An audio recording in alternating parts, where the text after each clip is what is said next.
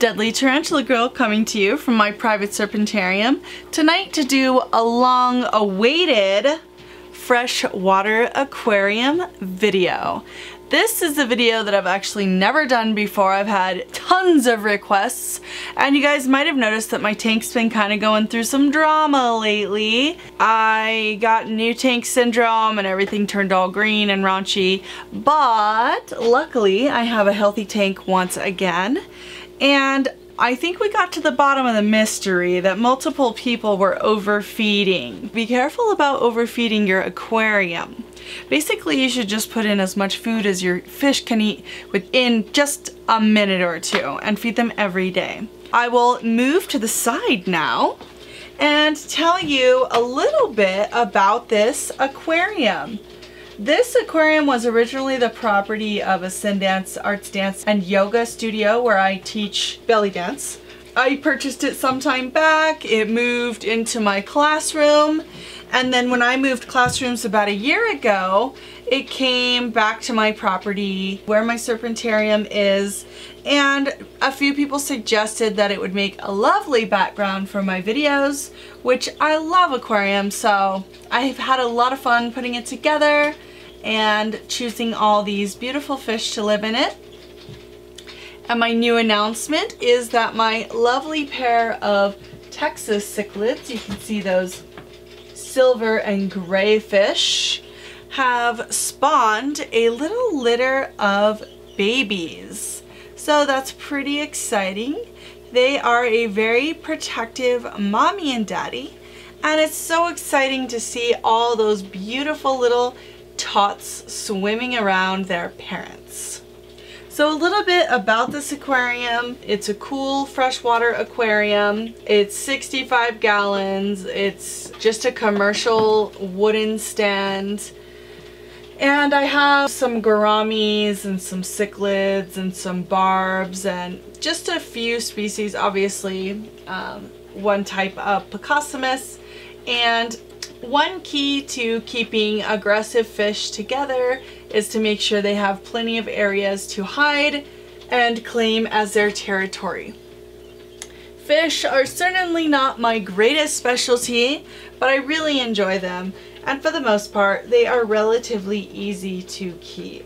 These cichlids that have the offspring right now are particularly beautiful because they are in their full breeding colors. When I first got them, they were actually already a pair, but they were not in their breeding colors, and so they were just kind of a monochromatic color, which was quite lovely.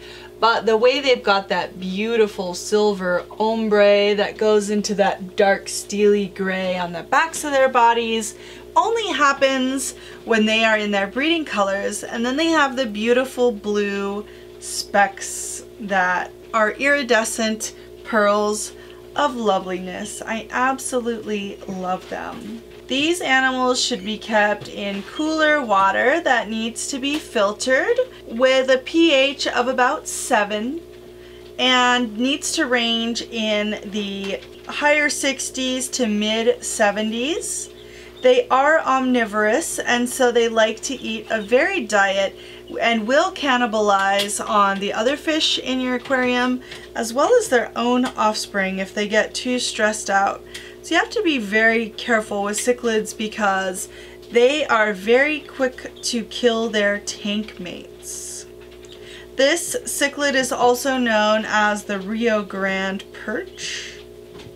Their newest scientific name is Cichlids cyanoguttatus, and they were previously known in a different species and genus. These animals originate in Texas and northeast Mexico and can grow up to a foot long and live for over 10 years. And so this is a very exciting breed to keep. They do lay eggs, and I was very excited to see these babies because I saw some eggs and then I didn't see the eggs, and I thought maybe that they had spoiled. And then just today I saw a little batch of babies swimming around, and so that was super duper exciting. One nice thing about this fish is that they are fairly adaptive, and so they can actually live in a range of water temperatures as long as it's not sudden, and with a pH all the way up to about 9. This species is sexually dimorphic. The female is smaller than the male. The male actually develops a smaller forehead and a large hump on his back. This fish is typically just kind of a dark gray or brown, but you can see right now in their breeding colors, they are quite beautiful. As well as being adapted to their environment, this animal has been known to hybridize with other species, although I prefer to keep the species pure. This is not a fish that you would want to put in a small aquarium because there have been specimens that have been recorded up to 20 inches long. And so obviously if these two cichlids got that large, I would definitely put them in one of my larger aquariums. They can live on sand or gravel, but they will nibble on any live plants that you have living with them. One of the new things I will be adding to this aquarium is fry grass now that I have these beautiful new babies. What that will do is provide small little areas for those babies to go and hide to keep them from being eaten from their parents or some of the other aggressive animals in the aquarium. An important factor in tank mates for these animals is that they be somewhat equally fast or aggressive, and that they have plenty of area to make their territory. Anytime you add new fish to your aquarium, you might want to rearrange the furniture so no one feels particularly territorial and they all have to kind of quickly scramble and find a new home. That's the best way to protect a newcomer to the neighborhood. Well, I hope you enjoyed finally getting a closer look at my freshwater aquarium. I have had marine tanks in the past, although I don't have any right now.